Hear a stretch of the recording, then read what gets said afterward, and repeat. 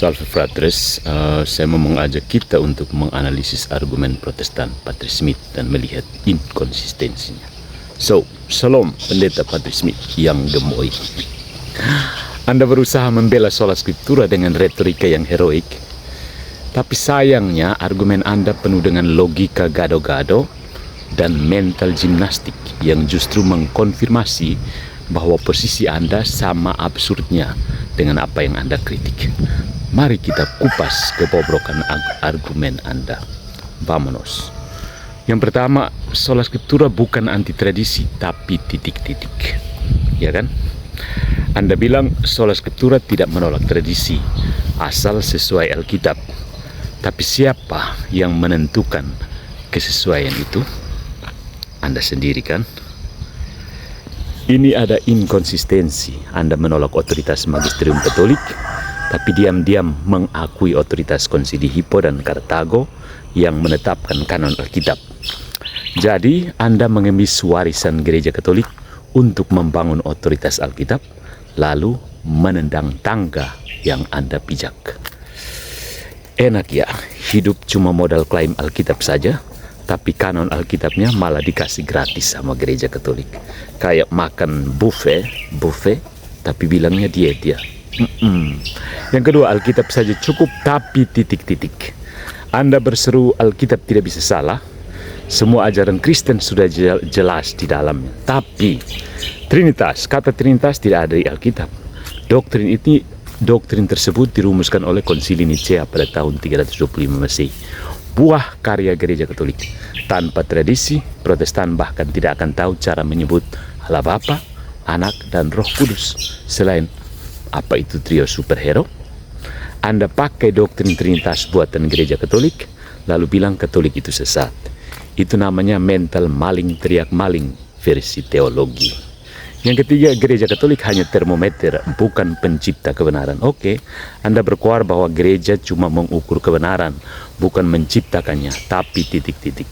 Kanon Alkitab tanpa gereja Katolik, Alkitab Protestan Anda cuma jadi buku rujukan kacangan yang isinya bisa ditambah atau dikurangi sesuai selera denominasi. Surat Yakobus hampir dibuang Luther, tapi untungnya Calvin yang baik hati menyelamatkannya, bukan? Kalau gereja Katolik cuma termometer, berarti Protestan itu termometer rusak yang kadang menunjukkan 40 derajat Celcius pas lagi hujan salju. Yang keempat, sola scriptura menghasilkan ribuan denominasi. Bukan masalah kan? Anda bangga 100.000 denominasi, itu bukti kebebasan rohani. Nah, ada paradoks. Jika Alkitab benar-benar jelas, mengapa perlu 100.000 tafsir? Ini bukan kebebasan, tapi kekacauan. Apakah Anda bisa membedakan kebebasan dan kekacauan? Gereja Katolik setidaknya konsisten. Satu iman, satu baptisan, satu paus yang kadang bikin gemas juga. Kalau Alkitab benar-benar self-explanatory, Baptis dan Pentakosta tidak perlu ribut soal baptis selam dan percik. Tapi sudahlah, mungkin mereka cuma kurang pintar baca saja ya. Oke. Yang kelima, Kristus memimpin langsung, tidak perlu paus. Anda mengejek paus cuma manusia bisa salah. Tapi sebagai penafsir Alkitab, Anda juga mengangkat pendeta, penginjil, dan gembala sebagai otoritas. Padahal mereka sama manusiawinya dengan paus juga kan? Juga dengan paus. Bedanya, paus tidak sembunyi-sembunyi mengaku punya otoritas. Protestan anti paus, tapi bikin paus-paus kecil di tiap denominasi. Paus Roma cuma satu, tapi Protestan punya ribuan paus lokal. Mungkin lebih efisien ya. Yang keenam, kami bukan pencipta doktrin, hanya menerima dari Alkitab. Anda mengklaim doktrin Kristen murni dari Alkitab. Ya, kenyataannya tanpa tradisi, Anda bahkan tidak tahu kitab mana yang dianggap suci. Kanonisasi adalah produk tradisi gereja, bukan mujizat turun dari langit. Anda pakai Alkitab terjemahan Luther yang sudah diedit, lalu bilang itu firman murni. Kayak beli mie instan, lalu bilang itu masakan dari rumah nenek moyang lu.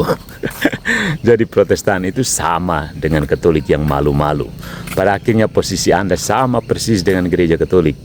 Anda pakai Alkitab yang dikanonisasi oleh gereja Katolik, Anda terima doktrin yang dirumuskan Konsili Katolik, Trinitas, keilahian Kristus, Anda punya otoritas penafsir, pendeta, teolog yang fungsinya mirip magisterium, hanya saja Anda enggan mengakuinya. Bedanya, gereja Katolik jujur mengakui bahwa iman Kristen dibangun di atas 3 pilar, Alkitab, tradisi, dan magisterium, sementara Anda pura-pura solo travel dengan Alkitab, tapi bawa-bawa koper warisan Katolik tanpa mau bilang terima kasih. Ya, Protestan itu seperti anak remaja yang kabur dari rumah, lalu pamer kemandirian, padahal uang jajannya masih dikirim orang tua tiap bulan. Gereja Katolik, ya, tetap jadi ibu yang disindir, tapi tidak pernah berhenti kasih makan you. Oke, mari kita lihat argumen Anda yang kalang kabut itu. Perhatikan apa asumsi yang liar di balik argumen ini.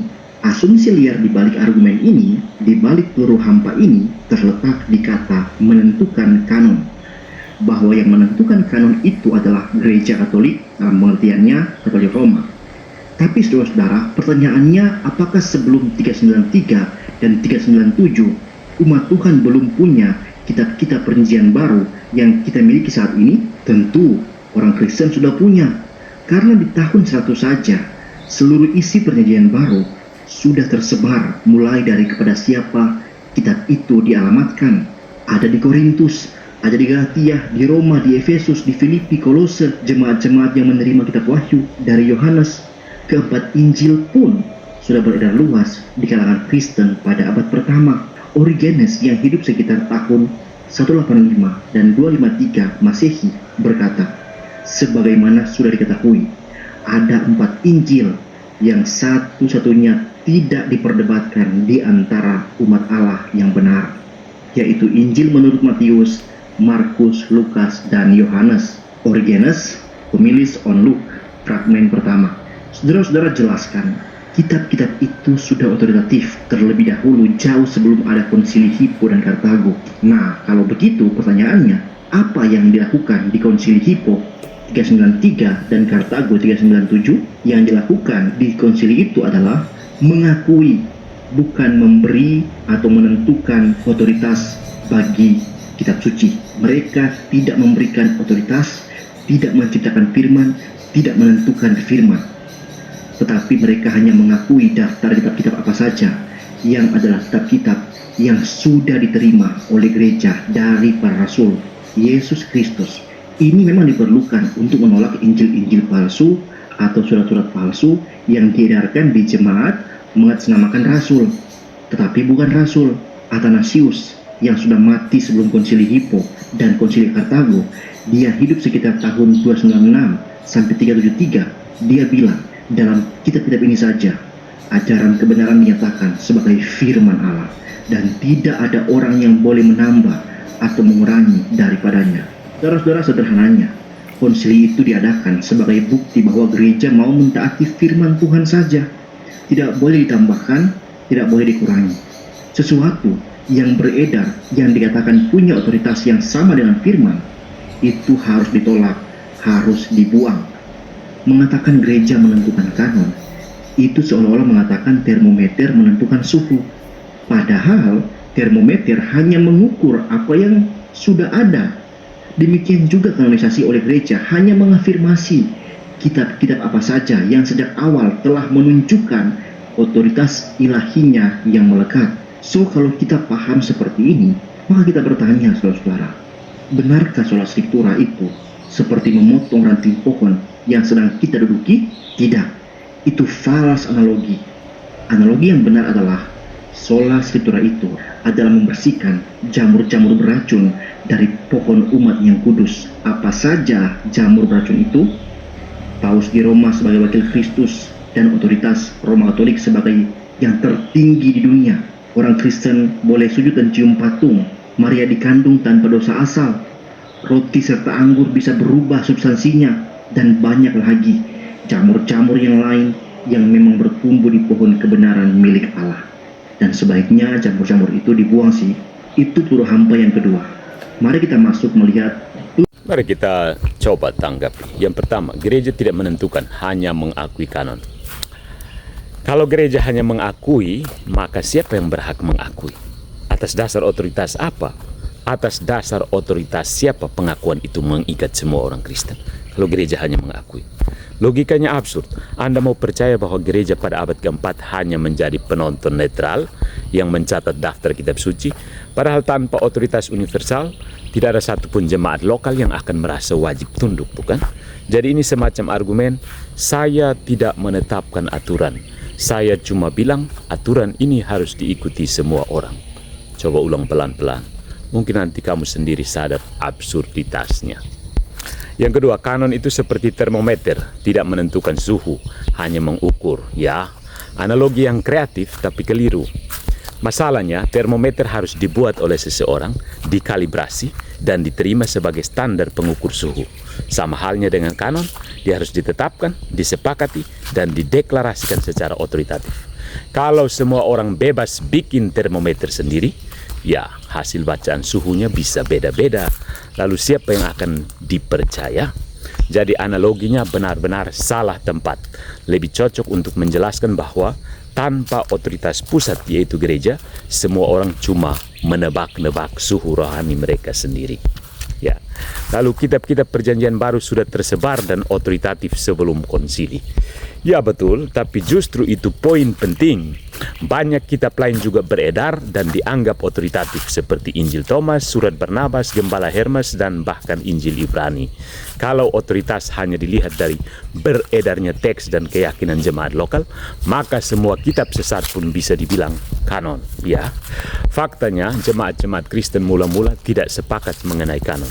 Ada perdebatan panjang tentang Ibrani, Yakobus, 2 Petrus, Wahyu, dan lain-lain. Dan justru karena itu dibutuhkan otoritas gereja universal untuk menetapkan mana yang sungguh apostolik dan diilhami, mana yang tidak. Kalau tidak, maka setiap jemaat akan punya kanon lokal yang berbeda, seperti yang memang sempat terjadi sebelum konsili menetapkannya. Nah, Athanasius sudah bikin daftar kitab sebelum konsili. Ya, dan hebatnya, Athanasius adalah seorang uskup Katolik. Dia tidak menulis daftarnya karena dia terinspirasi sendiri di gua padang pasir, tapi sebagai bagian dari otoritas gereja yang sedang menyusun dan merumuskan kanon secara kolektif. Lagi pula, surat Athanasius bukan kitab suci. Kalau Anda percaya daftar Athanasius itu valid, maka Anda diam-diam mengakui otoritas gereja, karena siapa lagi yang mengangkat Athanasius dan meneruskan pengaruhnya? Kemudian, sola scriptura bukan memotong ranting, tapi membersihkan jamur. Akhirnya kita masuk ke dunia agrikultur rohani. Ada ranting, jamur, pohon. Mari kita bersih-bersih logika dulu sebelum jamur relativisme merambat makin liar. Siapa yang menentukan apa itu jamur? Kalau semua orang boleh menafsirkan firman menurut selera, maka setiap orang bebas menunjuk yang lain sebagai jamur dan menyisakan hanya dirinya sebagai buah murni. Yang lebih lucu, sang penuduh menyebut doktrin Katolik seperti Maria dikandung tanpa dosa, transubstansiasi, dan penghormatan terhadap orang kudus sebagai jamur. Padahal semua itu telah diajarkan dan diyakini oleh gereja-gereja Kristen kuno jauh sebelum reformasi. Kalau semua umat Kristen sebelum Luther itu salah, maka Anda sedang berkata bahwa selama 1500 tahun Roh Kudus membiarkan gereja hidup dalam kesesatan. Lucu sekali ya, sola scriptura tapi pakai asumsi bahwa gereja dijaga tanpa Roh Kudus. Ironis. Ya. Jadi argumen dalam potongan tadi tampak berapi-api, tapi sebenarnya terbakar oleh logikanya sendiri. Menolak otoritas gereja sambil percaya pada daftar kitab suci yang disusun oleh gereja adalah seperti menolak chef tapi makan menu makan siangnya sambil bilang ini bukan dari dia. Saya hanya setuju saja secara kebetulan. Sola scriptura yang benar-benar konsisten akan membawa Anda pada relativisme tafsir dan ketidakpastian sejarah. Dan menuduh Katolik penuh jamur hanya karena tidak cocok dengan selera pribadi adalah contoh sempurna dari eisegesis, bukan eksegesis. Membaca Alkitab dari dalam ego, bukan dalam terang gereja. Kalau begitu pertanyaannya kembali kepada Anda. Siapa yang Anda percaya? Diri sendiri, tafsir guru pribadi, atau gereja yang telah menyusun, menjaga, dan meneruskan iman sejak para rasul? Follow for more.